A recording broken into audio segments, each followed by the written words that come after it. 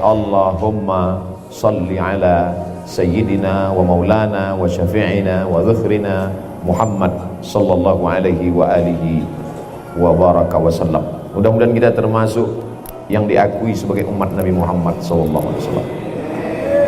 Bapak Ibu, dalam perjalanan tadi merasa lelah, capek, itu pasti, karena kita dalam perjalanan lebih 1 jam. Tadi begitu tidak lama keluar dari kota Makkah, saya lihat di samping 92 km sudah berjalan. Artinya perjalanan kita lebih 92 km, lebih kurang sekian kilometer. Perjalanan yang sedemikian jauh, letih, walaupun kita naik mobil. Bayangkan Nabi Muhammad SAW dulu, beliau kemari berjalan kaki. Kalau ada yang mau napak tilas, Ustaz Somad, ajak kami napak tilas sejarah Nabi ke Taif, kami ingin perjuangan Nabi. Siap, tahun depan jalan kaki.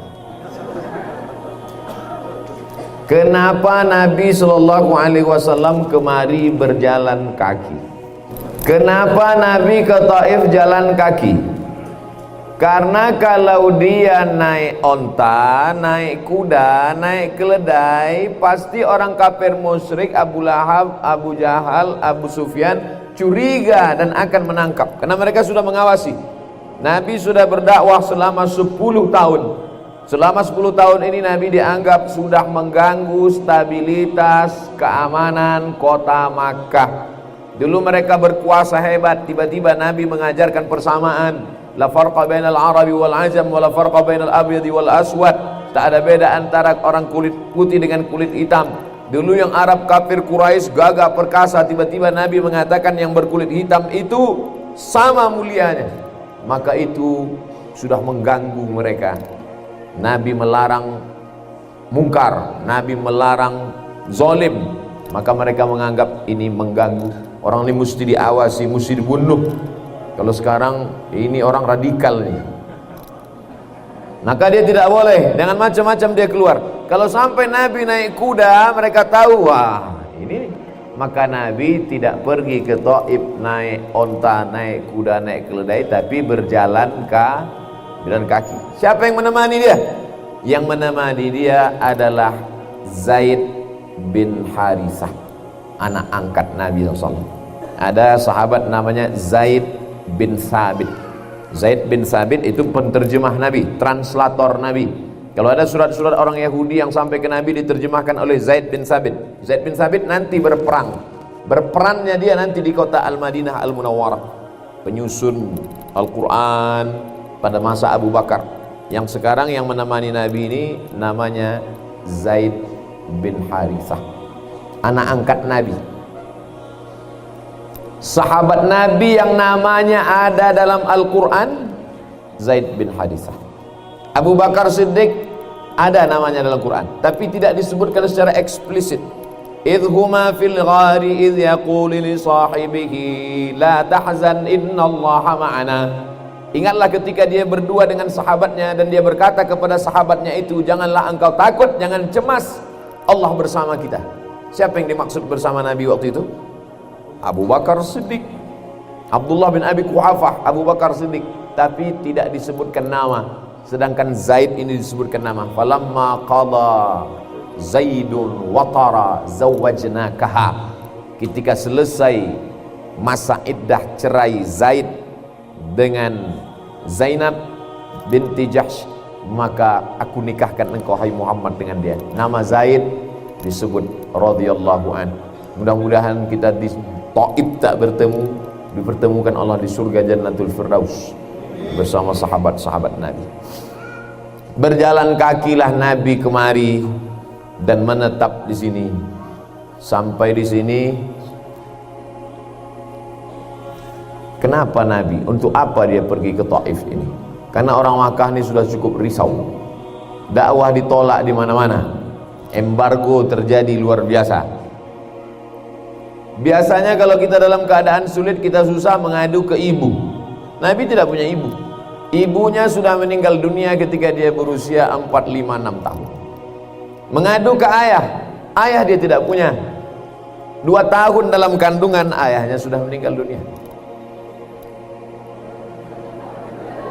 Saya mau ngetes masih fokus apa tidak. Walamma tamma min hamlihi syahrani ala ashhuril aqwalil marwiyah, ketika 2 bulan dalam kandungan ibunya, tufiya bil madinatil munawwarati abuhu Abdullah, meninggal bapaknya Abdullah di kota Al-Madinah Al-Munawwarah dalam perjalanan dagang. Kisah itu diceritakan dalam syair yang ditulis oleh Imam Abu Ja'far Al-Barzanji, dalam syair Barzanji yang selalu dibaca ketika mengayun anak akan akikah, akan walimah nikah, diceritakan itu selalu. 2 bulan dalam kandungan, ayahnya sudah meninggal. Lahir ke atas dunia, ibunya pula meninggal. Dibesarkan oleh kakek Abdul Muthalib. Abdul Muthalib pun tak lama meninggal. Maka yang paling sayang kepada dia adalah pamannya. Siapa namanya? Abu Talib. Abu Talib pula meninggal dunia. Dulu mereka tidak berani mengganggu Nabi.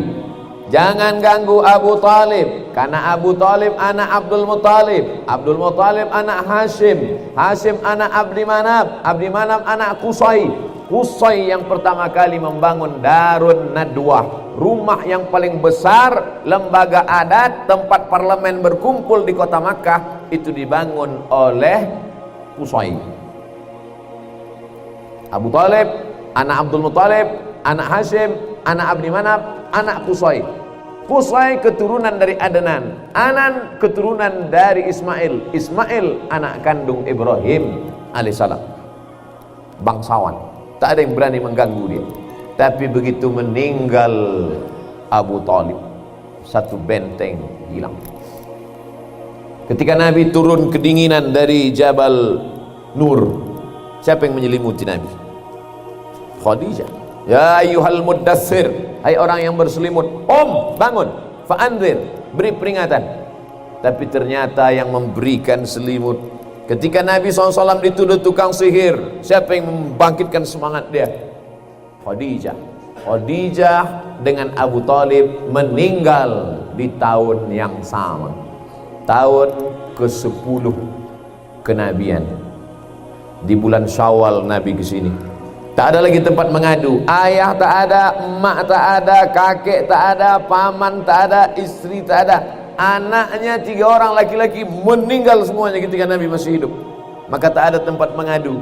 Mungkin agaknya orang Taif inilah menjadi pelipur lara. Agak-agaknya orang Taif inilah, karena Taif ini cuacanya lebih sejuk, Taif ini lebih subur. Sayur-sayur yang kita lihat segar itu datang dari Taif.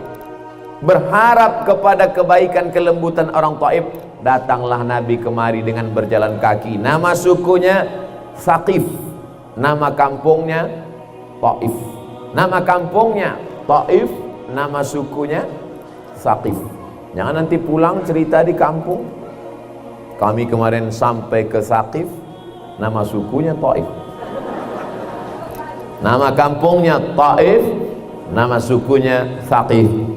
Hanya tinggal satu harapan. Ayah tak ada, ibu tak ada, anak tak ada, istri tak ada, keluarga tak ada, paman tak ada, kakek tak ada. Satu-satunya yang mungkin membela adalah Taif, orang Thaqif. Ternyata orang Taif tidak menyambut dengan Tala'al Badru alaina. Orang Taif tidak menyambut dengan marhaban ya Nurul Aini. Orang Taif tidak menyambut dengan marhaban Jaddal Husaini. Apa yang mereka sambutkan untuk Nabi SAW? Mereka lempar dengan batu, kayu, tolang onta, basah terompah Nabi, basah sendal Nabi. Bapak Ibu bisa bayangkan kalau kaki luka, biasanya kalau orang melempar yang pecah itu apa? Pelipis. Yang pecah itu kepala. Kalau sampai kaki pun berdarah, itu lemparannya sudah luar biasa. Maka saat Nabi lari dari lemparan itu, berhentilah dia dari sebalik bukit, mengadulah dia kepada Allah. Apa kata dia? Ilaika asku dha'fa quwwati, kepada engkau aku mengadukan kelemahan diriku, wa qillata hilati, ketidakberdayaanku, wa hawani 'alan nas, aku lemah di atas manusia, tak ada tempatku mengadu lagi ya Allah.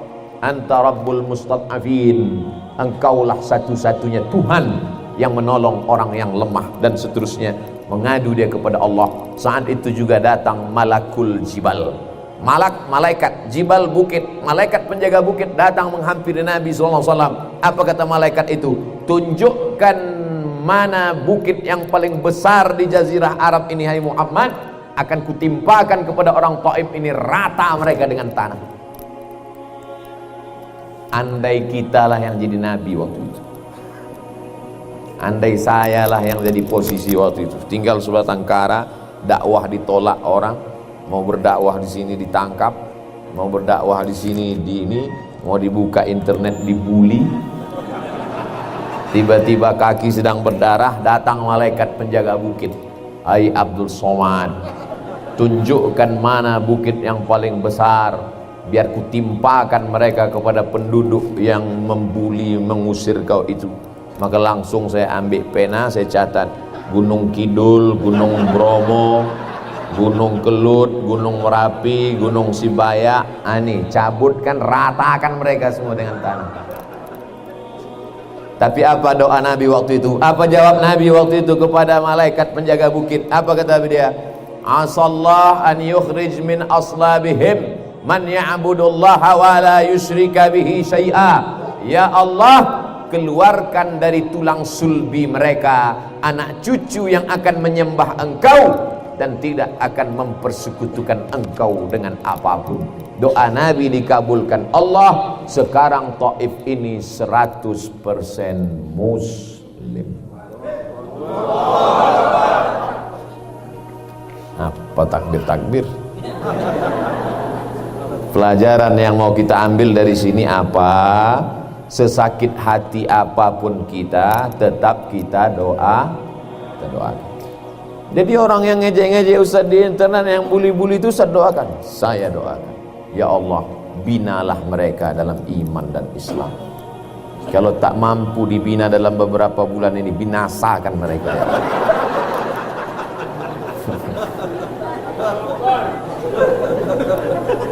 Saya doakan itu. Bapak, selama kita di Makkah, selama kita di Madinah, ada nggak mendoakan musuh-musuh Bapak? Ibu, selama di Makkah, selama di Madinah, ada tak mendoakan musuh-musuh ibu? Bagus, berarti Bapak dan Ibu tidak pernah punya musuh.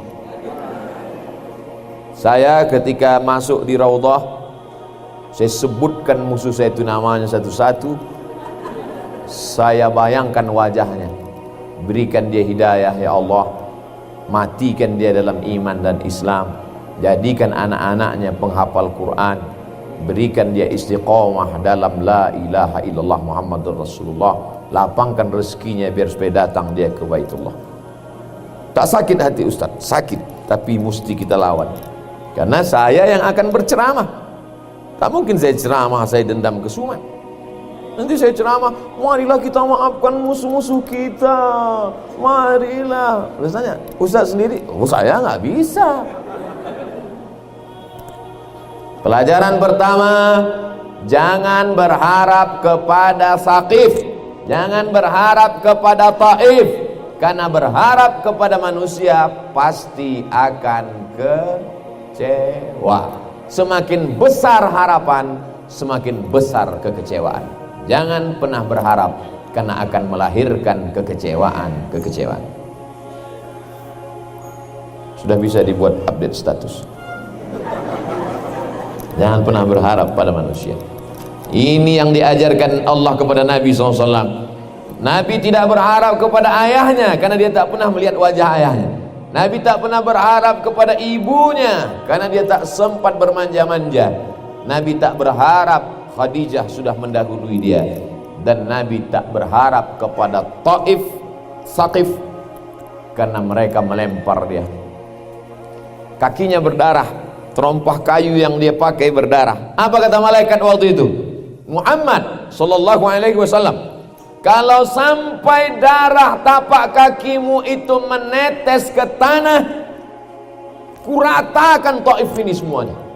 Kalau sampai darah di kakimu itu menetes ke tanah, rata Taif ini semua, kata malaikat. Andai bapak waktu itu dikatakan malaikat, hai Abdul Somad, kalau sampai darah itu menetes ke tanah, terus gimana malaikat? Kuratakan udah, langsung saya pijak-pijakkan ke tanah.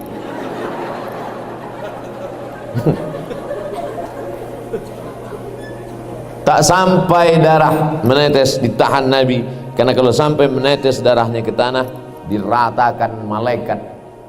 Malaikat itu besar Pak Ustaz, uli ajni'atim masna wa sulasa wa ruba'. Malaikat yang punya sayap 2, 3, 4, dikepakkannya satu sayapnya ke timur sampai ke barat. Itulah makanya kalau malam Lailatul Qadar, paginya matahari redup. Ciri Lailatul Qadar, redup matahari subuh. Salamun hiya hatta matla'il fajr. Kenapa redup matahari saat subuh? Karena cahaya matahari dikalahkan oleh cahaya-cahaya malaikat. Makanya Nabi tidak pernah melihat malaikat Jibril dalam bentuk sempurna ketika di dunia. Karena kalau diperlihatkannya bentuk sempurna, tak muat dunia ini. Laqad ra'ahu nazlatan ukhra inda sidratil muntaha. Nabi melihat bentuk Jibril utuh sempurna ketika Isra Mi'raj di Sidratil Muntaha. Karena di dunia ini tak muat. Jadi malaikat itu kalau mau meratakan di dunia ini sekali hembus saja, habis. Gini kan sayapnya sekali, selesai. Makanya yang sombong-sombong, yang angkuh-angkuh, yang sok-sok mantap, yang sok-sok keren, yang sok-sok hebat itu malaikat udah lama kata malaikat. Ini sedikit aja kata. Jadi kata Allah, jangan, biarkan dulu dia bernafas dengan udaraku, dengan paru-paru yang kutitipkan padanya, sampai dia beristighfar. Makanya doa Nabi Isa alaihissalam, in tu'adzibuhum fa innahum ibaduk. Kalau kau mau azab mereka ya Allah, sesungguhnya mereka adalah hambamu. Tapi Allah itu apa? Rahmati sabaqat ghadabi. Rahmatku lebih mendahului murkaku. Allah punya rahmat, Rahman, Rahim, tapi Allah juga punya murka. Azizun dzuntiqam, maha kuasa untuk membalas dan menghukum. Tapi pertama kali kita buka Quran, Bismillahirrahmanirrahim. Coba bayangkan kalau pertama kali buka Quran, Bismillahirrahmanirrahim. Udah rata semua dunia ini dengan tanah. Pelajaran pertama, jangan berharap pada manusia, akan kecewa. Pelajaran yang kedua, susah hati, berdarah kaki, tapi tetap saling mendoakan. Ini baru lapar dikit aja udah nggak mau mendoakan. Ustaz kok tahu kami lapar? Saya lebih lapar. Bapak Ibu yang dimuliakan Allah Subhanahu wa taala. Sama seperti biasa, 60 menit. Yang pertama, jangan berharap pada manusia karena akan melahirkan kekecewaan. Yang kedua, semarah apapun kita, seemosi apapun kita, berdarah-darah pun kita, tapi tetap mendoakan, Allahumma hdi qaumi fa innahum la ya'lamun. Berikanlah hidayah kepada kaumku karena mereka berbuat salah itu karena tak tahu. Yang tak tahu kita kasih tahu. Sudah kita kasih tahu, tak juga dia mau tahu, mudah-mudahan Allah beritahu dia dengan rahmatnya. Yang ketiga, Nabi SAW bernaung, bersandar ke satu batu, bersandar ke batu. Orang kalau bersandar, duduk bersandar itu kan pakai siku kan, siku sandar. Ibu pakai siku kan, nah, pakai siku. Siku itu bahasa Arabnya ku, kaf, waw, ain. Ku, apa namanya? Ku, bersandar di siku. Maka tempat dia bersandar pakai siku di batu itu, dibangunlah satu masjid namanya Masjid Ku. Makanya tadi saya tanya, Ustaz nanti kita habis ini dibawa mampir ke Masjid Ku? Iya, nanti ditunjukkan. masjidku. Tapi jangan bayangkan masjid yang besar sebesar Masjid Nabawi, kecil saja. Cuman beberapa kali terjadi pembakaran, penghancuran karena dianggap tempat-tempat ini menjadi sumber bid'ah, sumber takhayul, sumber khurafat. Orang mengusap-ngusap batunya. Jadi dilema juga memang pemerintah Saudi Arabia. Kalau dibangun, dibuatkan, nanti orang mengusap-ngusap, nanti orang melakukan perbuatan-perbuatan yang keluar dari syariat Islam.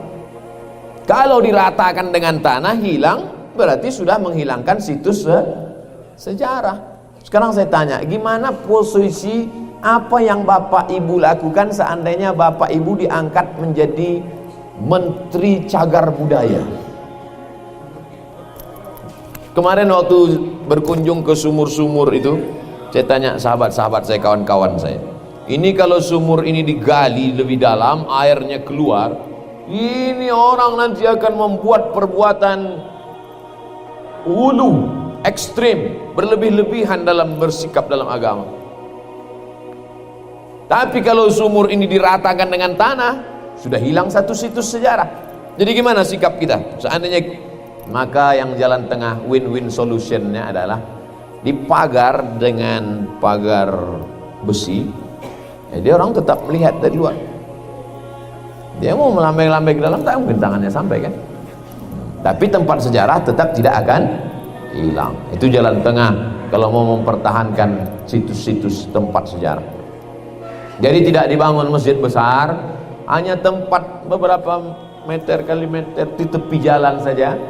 Disitulah tempat Nabi duduk menanti. Tapi ada ustaz yang mengatakan itu katanya tempat tidak betul Pak Ustaz. Bagaimana mau mendustakan tempat itu padahal dia mutawatir, disebutkan oleh Imam Ibnu Asakir dalam Tarikh Dimashq, disebutkan oleh para sejarawan dan para ahli hadis, bersilsilah terus turun. Tiba-tiba datang orang belakangan mengatakan, nggak ada itu, nggak bisa. Berarti kita sudah mendustakan sebagian sejarah. Tapi dia bukan bagian dari rukun iman. Jangan nanti pulang dari sini bertambah rukun iman 7. Tapi kita pelajaran mengambil iktibar pelajaran. Duduk Nabi. Lalu kemudian di dekat situ ada kebun anggur sedang berbuah. Yang punya kebun anggur ini 2 orang anak laki-laki Rabi'ah. Salah satunya namanya Atabah bin Rabi'ah. Dia punya budak. Bapak Ibu tahu budak, hamba sahaya. Nama budaknya Addas, pakai ain, dal, alif, sin. Masih terbayang huruf-hurufnya? Ada juga sebagian orang, saya Pak Ustadz kalau udah saya pejamkan nggak nampak lagi huruf ain. Terus yang nampak apa? Ayam. Ada juga sebagian. Nama budaknya Addas. Kata si Atabah, Addas, ta'al. Sini Addas. Ya. Diambilnya lah setangkai anggur. Kau kasih sama Muhammad. Rupanya sejahat-jahatnya kafir musyrik masih ada rahmah, kasih sayang dalam hati. Nih kau kasih, kasihan nih. Datanglah si Addas membawa setangkai anggur tadi. Diberikannya lah ke Nabi SAW. Ketika Addas memberikan setangkai anggur itu, Nabi pun memetik anggur itu. Pas mau masuk ke dalam mulutnya, Nabi mengucapkan, apa diucapkan? Bismillah. Bismillah. Heran Addas, hadhil kalimah lam yakulha ahli hadhil balad. Kalimat bismillah ini tidak pernah diucapkan seluruh penduduk negeri ini. Tidak ada satupun orang Taif ini kalau mau makan menyebut nama Allah. Lalu kemudian Addas bertanya, kamu dari mana? Berarti bukan orang sini. Makanya nanti kalau ada yang pas makan nggak pakai bismillah, langsung aja, kamu dari mana?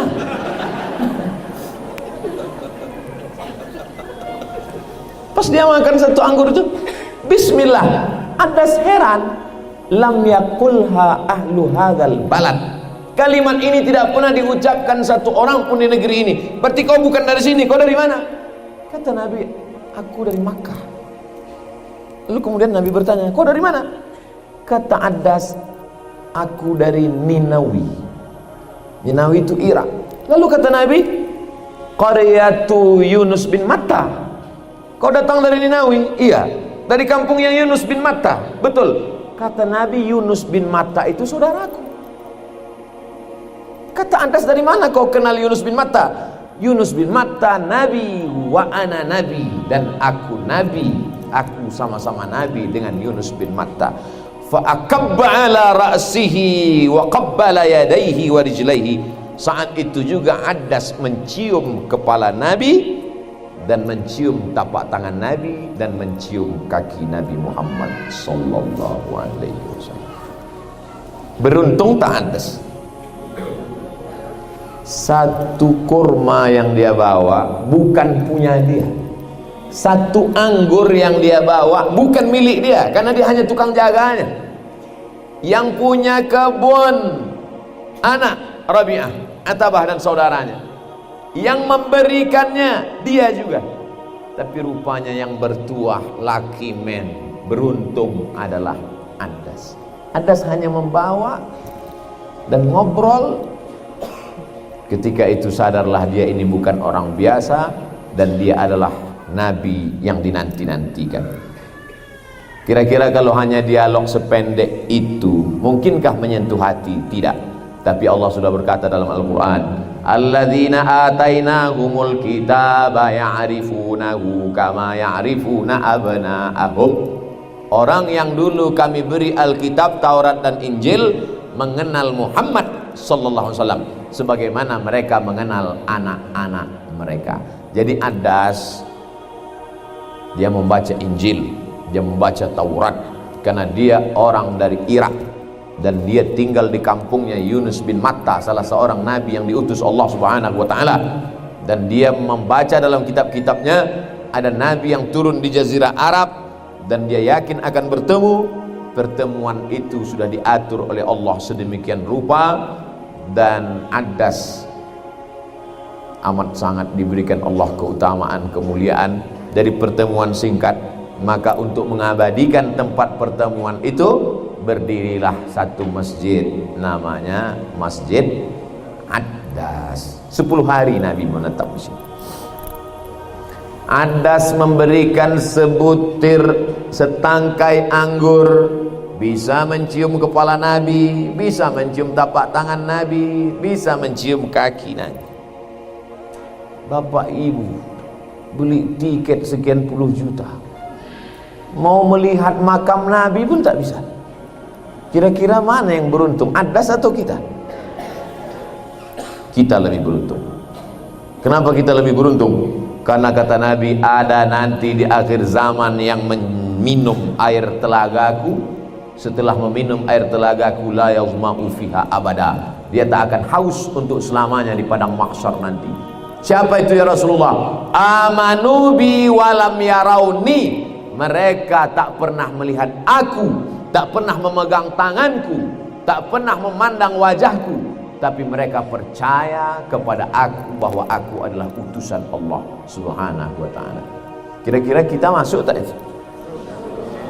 Mudah-mudahan kita semua masuk dalam golongan yang tak pernah melihat Nabi, tapi beriman kepada Nabi. Jadi jangan sampai nanti Bapak Ibu dalam hati berkata, oh Allah tak adil Pak Ustadz, coba saya yang jadi Adas waktu itu. Andai kita sejaman dengan Adas, boleh jadi kita tidak ikut geng Adas, boleh jadi kita ikut geng yang lempar pakai batu dan tulang onta itu. Kenapa saya tidak sezaman dengan Abu Bakar ya Allah? Jangan ngomong gitu, gak kuat kita. Boleh jadi kalau kita ikut sezaman dengan Abu Bakar Siddiq, boleh jadi kita tidak satu geng dengan Abu Bakar, boleh jadi kita satu geng dengan Abu Jahal dan Abu Lahab. Oleh sebab itu maka tidak ada cara lain kecuali husnuzan kepada Allah Subhanahu wa ta'ala. Lalu kemudian pulanglah Nabi dari Taif. Dalam perjalanan pulang itu dia membaca Quran. Ketika dia sedang baca Quran, Nabi dapat wahyu. Itulah ayat Qul uhiya ilayya annahu istama'a nafarum minal jin. Ya Muhammad, ada beberapa jin mendengar kau baca Quran. Apa kata jin itu ketika Nabi baca Quran? Inna sami'na Qur'anan ajaba. Kami dengarkan bacaan Quran Muhammad itu amat sangat bagus. Jin, tempat Nabi baca Quran didengar oleh jin itu, didirikanlah masjid jin. Tapi ini sekedar sejarah aja. Jangan gua habis dari sini pergi ke masjid jin, lalu habis sholat, hai jin-jin, aku besok mau pulang, tolong ikut ya. Nah, apa pelajaran yang ketiga dari sini? Bahwa manusia menolakmu, tapi kalau Allah berkehendak, yang nampak menolak, makhluk yang tak tampak pun bisa mengikut. Satu kampung Taif tidak ada satupun yang menyambut, yang merespon, yang mengikut. Justru yang merespon orang jauh dari Minawi, Irak sana, yang mencium tangan Nabi. Tapi setelah pulang datang kabar gembira. Manusia tak ikut engkau tak apa-apa, tapi justru jin-jin ikut. Makanya jin terbagi dua, ada jin Islam, ada jin yang disebut jin kafir, jin non muslim. Wa inna minnal muslimuna wa minnal qasitun. Surat Al-Jin juz 29. Kami ini terbagi dua, ada jin muslim, ada jin kafir. Siapa itu yang jin muslim? Taharrau rasyada, mereka selalu mencari kebenaran. Makanya sejak jin itu masuk Islam, Nabi mengatakan tidak boleh istinja pakai tulang. Ada tulang kering, diajarkan istinja pakai batu. Tiba-tiba karena batu nggak ada tulang istinja nggak boleh. Kenapa tidak boleh istinja pakai tulang? Karena kata Nabi, innahu ta'amu ikhwanikum, tulang adalah makanan jin. Makanya kalau habis makan sup tulang di dapur, cepat dibuang keluar. Nanti dia masuk makan di dapur, dicucinya piring sekalian.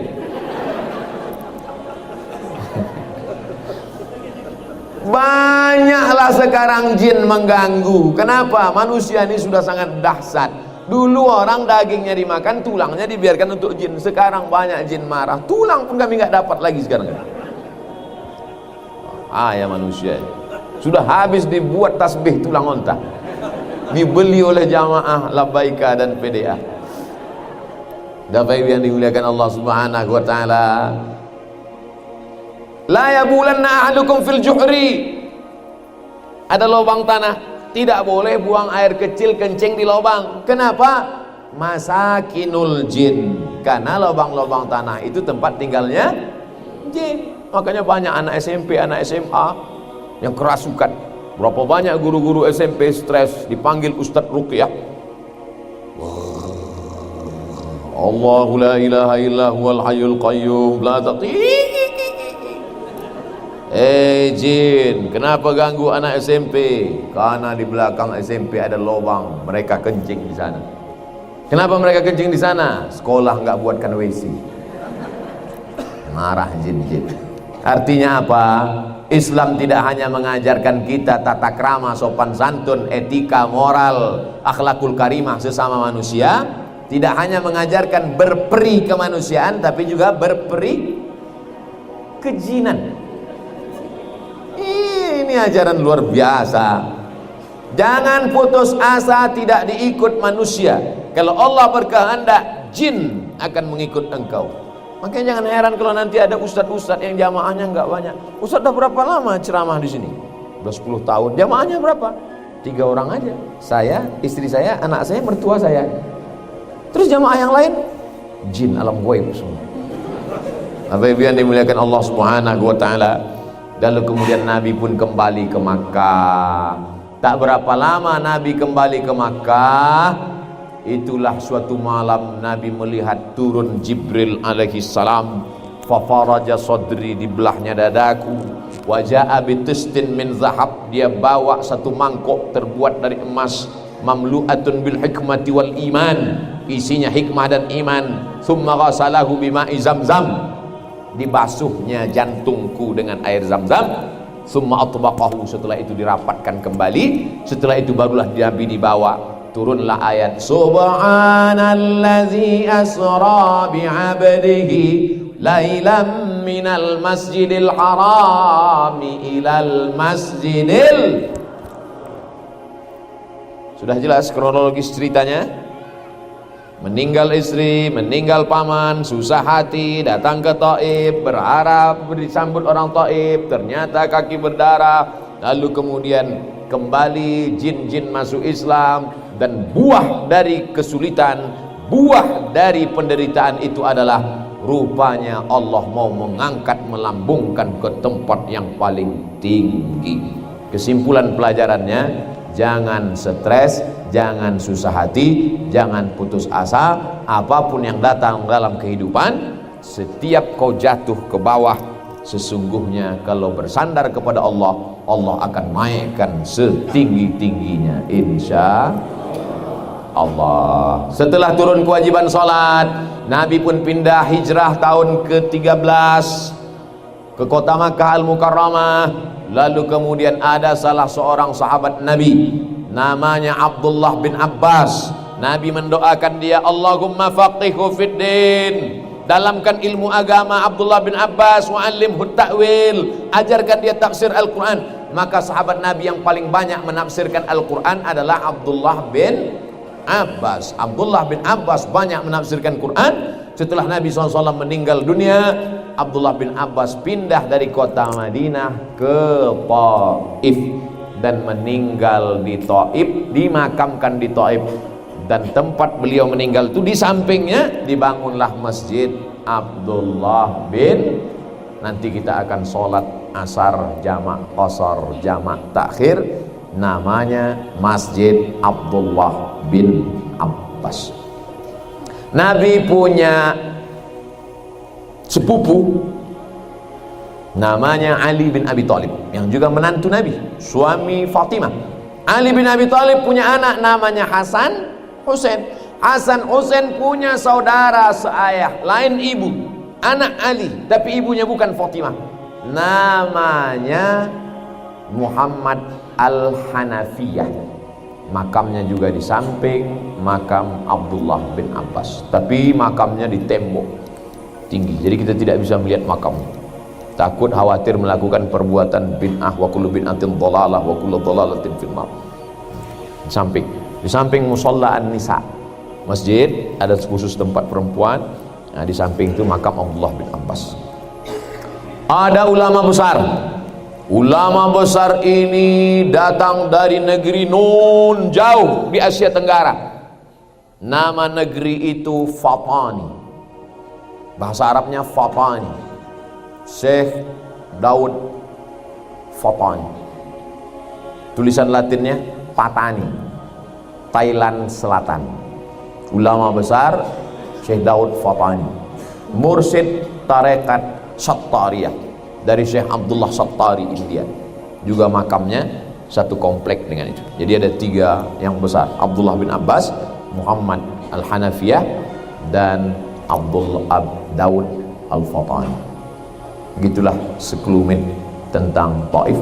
Yang disampaikan Ustaz Abdul Somad ini hanya 0,01%. Adapun nanti ada ceramah tentang Taif dari mursyid, dari pembimbing, dari gaib. Dengarkan baik-baik, ambil hikmah pelajaran, direkam ataupun dicatat. Mudah-mudahan bisa menjadi inspirasi dan membangkitkan semangat keislaman kita, insyaallah. Amin. Jalan-jalan kita adalah jalan-jalan, tapi di balik jalan-jalan itu ada ilmu pengetahuan, ada informasi, dan yang paling penting, pulang dari sini semangat Nabi ke Taif itu menjadi semangat kita pula kembali ke tanah air, insyaallah. Amin ya rabbal alamin. Di majelis yang ramai ini, tempat qo'ah afrah untuk pesta nikah. Di depan itu ada tulisan nisa. Ini sebetulnya tempat perempuan. Jadi bapak-bapak statusnya numpang di sini. Karena orang Saudi Arabia tidak boleh satu majelis laki-laki dan perempuan. Perempuan di samping, di sini. Jadi mempelai laki-laki di sebelah, mempelai perempuan di sini. Kita diberikan dispensasi bisa campur tapi tetap dipisah. Mana tahu nanti ada yang nanya foto, nanti ada yang nanya, Mbak ini acaranya di mana? Ada deh. Ini di Taif, di Qo'ah Afra. Hebatnya jamaah, tengok. Memang sengaja niat. Ini namanya pertanyaan niat. Diketik, habis itu di print. Cuman ngoyaknya aja agak kasar sedikit. Bagaimana pandangan Ustaz terhadap anak-anak atau yang sekolah di Timur Tengah? Wah, saya ini setelah tamat pulang ke tanah air membawa pemahaman yang kurang sesuai dengan kultur, karakter dasar keindonesiaan, merasa ibadahnya paling benar. Nyindir saya ini. Timur Tengah katanya. Saya dari S1 di Mesir, S2 di Maroko, S3 sekarang di Sudan. Saya ngasih tahu aja.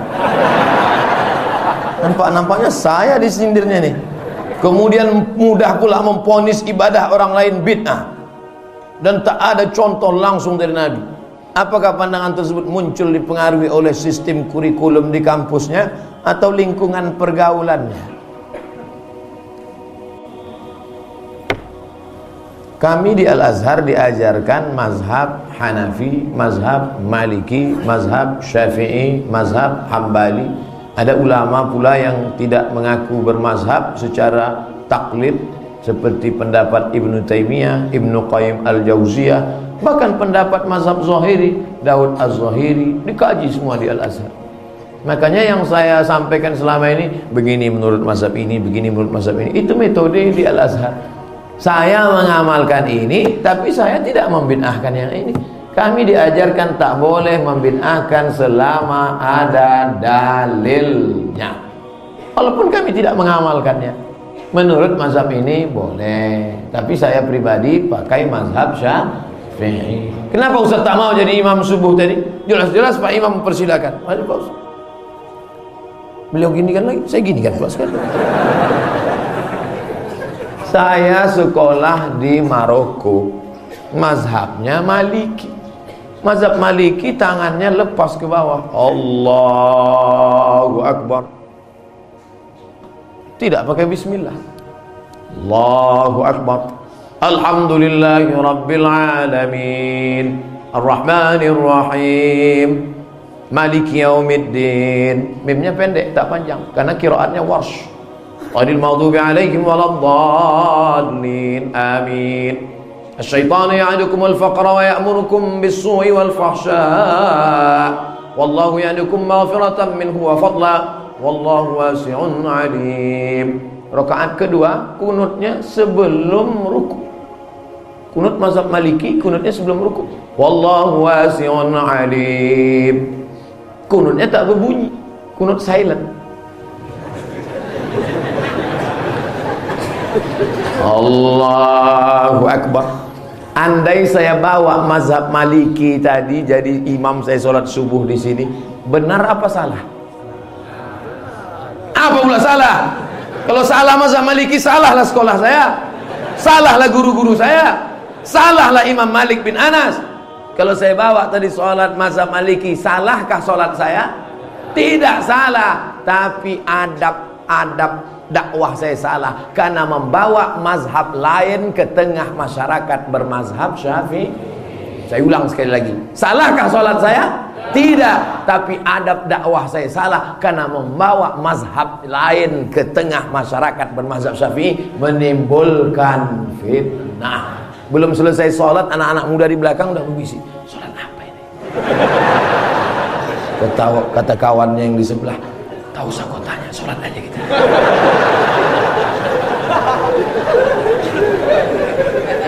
Gak boleh ngomong, gak boleh ngomong sedang sholat. Sedang sholat nih. Itulah makanya ada mata pelajaran kami dulu di Al-Azhar namanya Fiqhud Da'wah, fikih dakwah. memahami keadaan dakwah orang lain.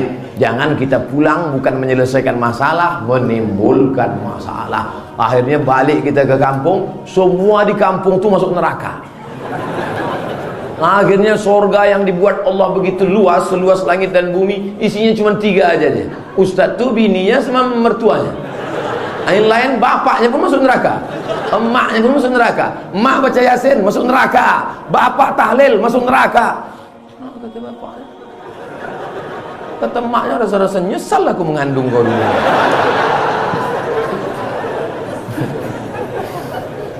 Bagaimana pandangan Ustadz? Apakah perbankan syariah di Indonesia saat ini sudah benar-benar bersih dari riba menuju syariah? Menuju syariah. Ustadz mau ke Batam, ya sudah di mana nih? Insya Allah di Batam. Insya Allah sampai Batam. Padahal baru di airport. Tapi yang penting sudah berjalan.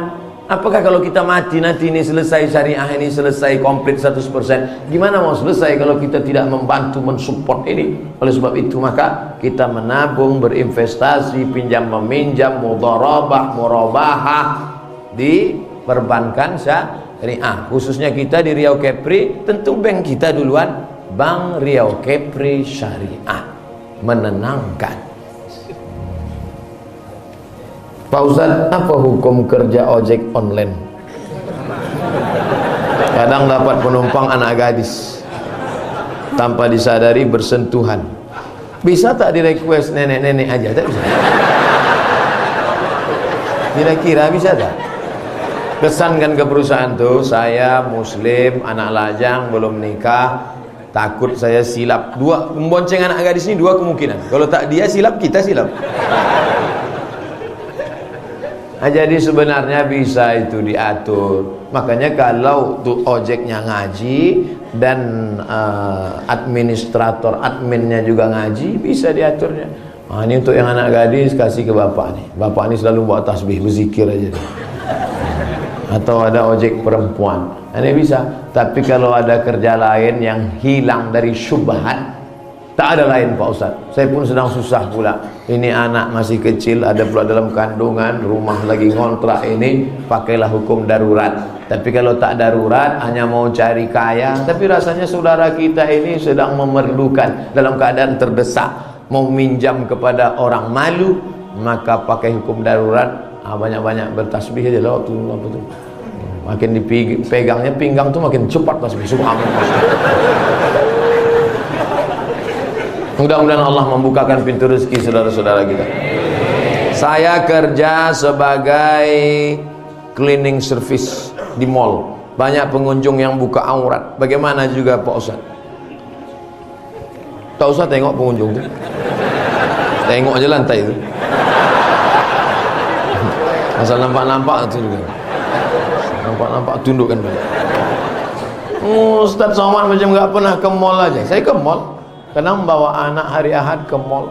Tak kenal orang Pak Ustaz. Saya pakai masker. Pakai topi, pakai kacamata hitam. Man in black. Mana orang kenal? Nah, saya juga ke mall kadang cari buku. Ada toko buku di mall. Oleh sebab itu maka kita hindari ini. Masalahnya dia bukan masalah jalan, gajinya. Selama gaji itu diberikan oleh perusahaan bukan riba, dan engkau pula bekerja di situ titik peluh keringat, kasar tanganmu yang kasar itulah nanti yang akan bersalaman dengan tangan Nabi Muhammad sallallahu alaihi wasallam. Adapun tangan yang halus karena tanda tangan tapi riba, tapi kolusi, tapi haram, itulah tangan yang akan dikena azab Allah Subhanahu wa taala. Oleh sebab itu istiqomah beramal, kerja, mudah-mudahan Allah kalau mudah mau bukakan pintu rezeki. Wallahu wasi'un alim. Maha luas rezeki Allah. Berapa banyak orang yang merantau tak ada apa-apa, sekarang menjadi orang yang luar biasa. From zero to hero. Dari nol menjadi pahlawan. Takbir. Bagaimana hukum orang menunda daftar haji? Misalnya sudah ada rezeki tapi tak dipakai. Inilah faqra dari faqr. Jangan berangkat haji. Jangan store ONH. Nanti kau susah, lawan dia. Setan, aku mau ke bank nih nyetor. rumah, beli mobil dan sebagainya, bayar, store ONH. Yang berangkat umrah, Allah ganti insyaallah, amin. Anggapan dia masih muda, padahal slogan di bank syariah berhajilah selagi muda. Store aja dari sekarang, nanti dimudahkan Allah. Ada aja cara Allah untuk membalas. Innama amruhu iza arada syai'an ayaqula lahu kun. Inilah iman. Ini ujian iman ini. Banyak orang tak lulus ujian iman. Gimana baiknya bila baru masuk Islam untuk sholat, sedangkan dia belum hafal bacaannya? Fatihah saja, karena rukun Fatihah. Iftitah sunat, ayat sunat. Allahu Akbar, Fatihah. Bukan itu bacaan Fatihah. 7 ayat. Alhamdulillah, bismillahirrahmanirrahim. Alhamdulillahirabbil alamin. Arrahmanir rahim. Maliki yaumiddin. Iyyaka na'budu wa iyyaka nasta'in. Ihdinas shiratal mustaqim, shiratal ladzina an'amta 'alaihim ghairil maghdubi 'alaihim waladdallin. Amin. Tak hafal 7 ayat, ayat lain semacam 7 ayat. Tak hafal juga ayat lain sepanjang 7 ayat, ayat yang sama diulang 7 ayat. Bismillahirrahmanirrahim. Bismillahirrahmanirrahim. Bismillahirrahmanirrahim. Bismillahirrahmanirrahim. Bismillahirrahmanirrahim. Bismillahirrahmanirrahim. Bismillahirrahmanirrahim. Nah, itu bagi yang awal-awal masuk Islam. Makanya mesti ada mu'allaf center. Mu'allaf center artinya pusat mu'allaf, bukan mu'allaf yang membawa senter. Jangan sampai di masjid kita setelah mari saksikan ini ada saudara kita mau bersyahadat, habis syahadat kasih kain sarung, lepas, murtad balik. Sekampung kita ikut berdosa. Kenapa tak kita bimbing dia? Ada di Batam mu'allaf center? Ragu. Mesti ada. Harus kita rangkul, harus bersama. Saya di Bandung sholat di Masjid Lausa. Selama ini kita tahu Masjid Al-Ikhlas, Masjid At-Taqwa. Ini enggak, Masjid Lausa. Hanya kencong-kencong lah. Masjid Lausa. Di situ saudara kita mu'alaf dari Tionghoa banyak, masya Allah, tabarakallah, khusus masjid bagus. Kita dari Singapura, Batam boleh buat jamak qasar tak Pak Ustaz? Singapura ke Batam, qasar bukan lewat negara, bukan pula lewat air, tapi jarak 89 kilometer. Yang payah ngapal 89, ingat aja Wali Songo. Siji loro telu papat lima enam pitu wolu Songo 90 km, 89 km. Dari Singapura ke Batam sampai 89. Jadi bukan jaraknya negara. Dari Batam ke Pekanbaru satu negara Indonesia. Tapi boleh jamak qasar. Dari Batam ke Singapura tak sampai jarak qasar. Tapi saya udah keluar negeri. Siapa pula bilang ada rukun jarak qasar? Boleh mengqasar satu kalau keluar negeri. Ada itu. Singapura itu Melayu dulu. Ini kerajaan Riau Lingga. Ini dulu dikuasai kerajaan Riau Lingga. Singapura itu pun masih Riau Lingga. Nama kerajaannya Melayu kecil Tumasik. Dulu Tumasik namanya. Sedangkan kami kerajaan Melayu juga, Siak Sri Indrapura. Medan itu kerajaan Melayu juga, Melayu Delhi. Nama istananya Al-Masud, istananya Maimun. Masih sama-sama kerajaan Melayu. Jadi tetap sholat 4 rakaat zuhur, 4 rakaat asar, tidak jamak, tidak qasar, karena tak cukup rukun syarat untuk jamak qasar. Jadi yang baiknya ada katanya boleh Pak Ustaz, ada katanya tak boleh. Tak usah ikut katanya. Ngikut adalah kata ulama. Jadi yang mengatakan 89 km itu dari siapa Pak Ustaz? Buka kitab Al-Fiqhul Islami wa Adillatuh Syekh Wahbah Az-Zuhaili. Bagaimana hukum memberangkatkan orang tua untuk melaksanakan haji?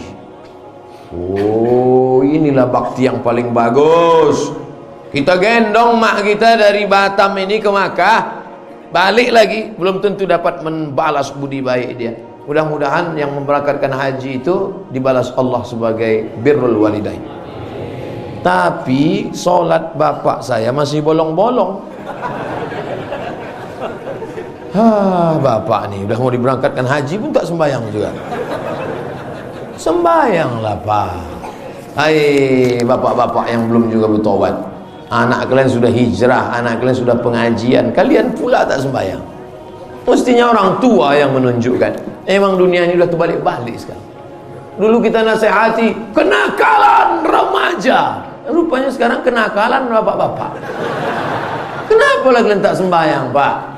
Udah di pintu kubur, udah bawa tanah, tak juga sembayang. Saya tak mau nasihati. Di mana-mana yang saya nasihati ada anak-anak muda.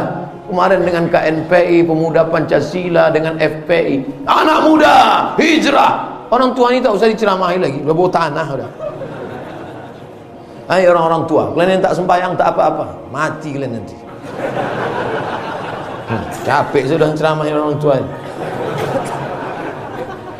Saya sudah berumur 33 tahun. Angka cantik. Namun belum juga mendapatkan jodoh. OTW. Jodohmu itu ada. Adakah orang yang tak berjodoh? Ada. Cuman jumpanya kapan? Itu yang jadi masalah. Jadi kalau ada orang meninggal gadis, meninggal lajang, adakah jodohnya? Ada. Jumpanya di surga nanti. Makanya banyak orang tak jumpa. Kau kenapa tak jadi nikah? Cinta tak harus memiliki. Terus, tapi dia udah nikah sama orang lain. Kutunggu janda. Tapi dia udah beranak dua. Beranak ampe dan nanti juga. Tak ada habisnya. Habisnya mati. Kau mati, kami akan berjumpa di pintu surga. Tapi dia diambil lakinya, Allah akan ciptakan macam dia juga. Memang kalau sudah cinta bersarang dalam hati, oh so sweet. Apa kata Qais? Qais ini sampai gila Bapak. Qais sampai gila gara-gara jatuh cinta sama Laila. Apa kata Qais? Jananna bi Laila wa hiya janna bi ghairina. Jananna bi Laila wa hiya jannat bi ghairina wa ukhra bina majnunatun la nuriduha. Aku tergila-gila pada Laila. Laila pula tak mau cinta sama aku. Ada perempuan lain yang mau, aku pula yang tak hendak sama dia. Begitu rupanya cinta ini. Lalu kemudian akhirnya Qais ini gila. Datang ayahnya sebelum Nabi Muhammad SAW. Datang ayahnya membawa Qais berdoa di pintu Ka'bah. Akhirnya Qais pun sembuh. Makanya Qais salah satu mukjizat kesembuhan, sembuh di dinding Ka'bah. Makanya kalau ada anak kita tergila-gila, bawalah doa di samping pintu Ka'bah. Sampai akhirnya datang orang bertanya kepada Qais. Qais, ya, kau lebih pilih Laila atau dunia beserta isinya? Laghubaru li'aliha ahabbu ilayya wa asfali balwaha. Debu yang menempel di sandal Qais lebih kucinta daripada dunia beserta isinya. Debu menempel di sandal Laila lebih kucinta daripada dunia beserta isinya. Memang kalau sudah bersarang cinta dalam hati. Cuman apa? Ingat mantan enggak? Saya mancing mereka aja Bu. Kata ibu itu dari atas, awas kau balik. Tak ada sarapan pagi ini. Kiat-kiat apa yang harus saya lakukan agar saya dapat bertemu dengan jodoh saya? Jodoh itu rezeki apa tak rezeki? Rezeki. Air ini rezeki apa tak rezeki? Rezeki diatur Allah apa tidak? Kalau rezeki ini, kalau air ini rezeki saya, berarti air ini juga jodoh saya, betul? Ini sudah ditetapkan Allah untuk saya, betul? Mungkinkah air ini masuk ke mulut saya kalau saya tak ada ikhtiar dan usaha?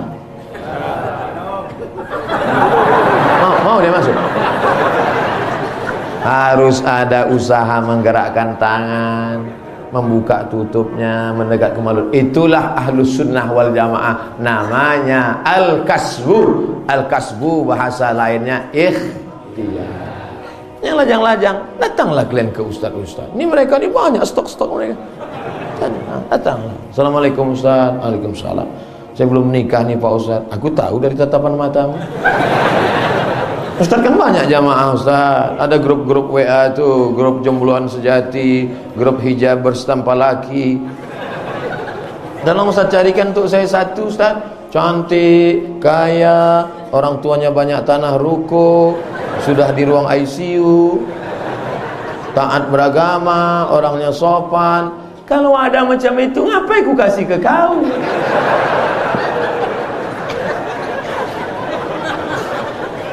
Man talaba akhan bila aibin baqiya bila akhin. Siapa yang mencari sempurna maka seumur hidup tak akan menikah. Kalian yang lajang-lajang, kalau kalian mau cari perempuan sempurna sampai mati tak berbini kalian yang gadis-gadis, kalau mau cari laki-laki yang sempurna sampai mati kalian tak akan punya suami.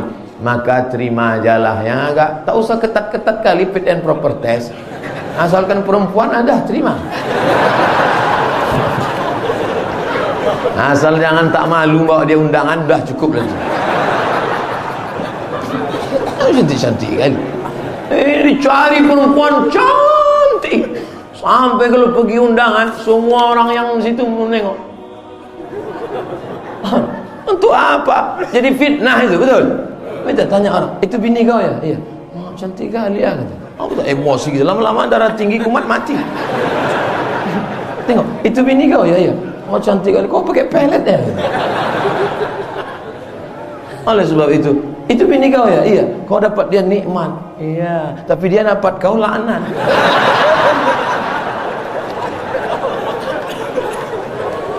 Ketika saya antar jemput anak saya, ini panjang nih ceritanya. Ketika saya antar jemput anak saya sekolah, ternyata anak kita jajan, makan, minum sambil berdiri. Begitulah hampir di semua sekolah. Apa tak anak itu berdiri? Gurunya pun tegak juga. Guru minum pakai tangan kiri, berdiri sampai ketawa cekikikan. Gimana anak murid-murid kita bu? Lulus semua. Kiki. Guru digugu dan ditiru. Hai guru-guru, minumkan pakai tangan kiri, berdiri. Kalian sudah mengajarkan murid-murid, satu kelas, satu sekolah mengikut kalian. Idza syariba ahadukum falyashrab biyamini. Kalau minumlah pakai tangan kanan. Fa inna syaitana ya'kulu bishimalihi wa yashrabu bishimalihi wa ya'kulu bishimalihi. Karena setan minum dan makan pakai tangan kiri. La yashrabanna ahadukum qa'iman. Jangan kamu minum berdiri. Faman nasiya falyastaqi. Hadis riwayat Muslim. Siapa yang minum berdiri sebelum ditelan, muntahkan dulu. Suruh minum dulu. Sunnah Rasulullah sallallahu alaihi wasallam. Habib Umar bin Hafiz ketika dia sedang berjalan dikasih orang air minum, jongkok dia. Habib Ali Al-Jifri ketika sedang berdiri dikasih orang air minum, jongkok dia. Ini sekarang minum berdiri. Pergi ke hotel acara makan minum berdiri. Payah membedakan antara yang makan dengan yang dimakan.